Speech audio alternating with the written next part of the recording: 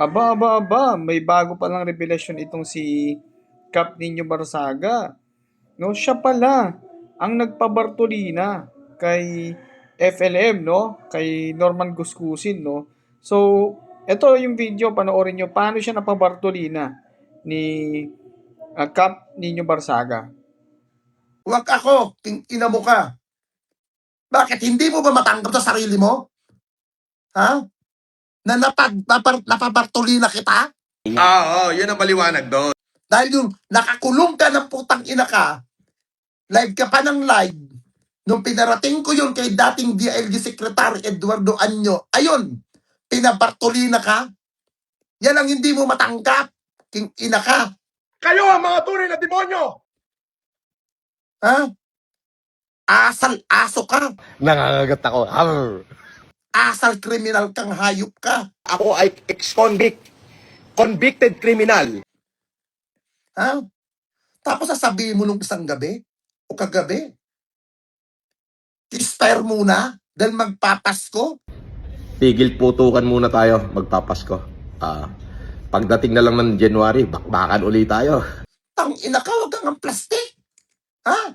Pag ang tao, mga napakinabangan mo, ha? Pag napakinabangan mo ang mga tao, kakampi mo. Pero pag yung taong napakinabangan mo tagsalita na laban sa'yo, hindi mo nakilala. Paliwanag mo naman sa amin kung paano kayo nakakatulong. Sige, okay lang. Paliwanag mo naman. Malay mo. Maniwala kami, okay? Ha? Hindi mo sila kilala. Bagkos mga naninira lamang. Tang ina ka. Kala mo napakatino mong ihod di puta kang araw-araw kang putang ina mo ka. Sabi mo mayaman ka, bilyonaryo ka. Ngayon naman ang ano mo, ba't trilyonaryo lang? Quadrilyonaryo? Putang ina mo ka, napapera ka pala. Bakit yung pagmumukha mo hanggang ngayon mukhang aso? Nangangagat ako.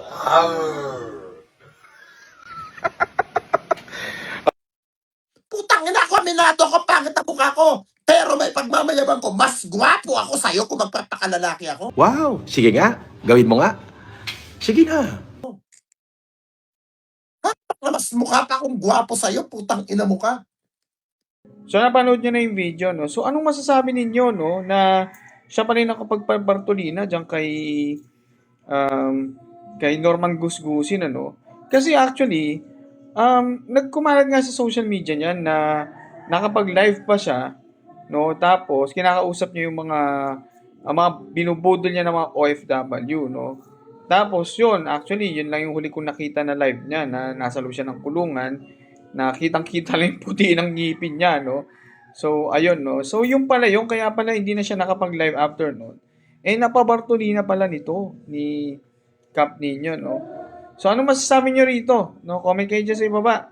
Pag-usapan natin yun ng pangmalakasan.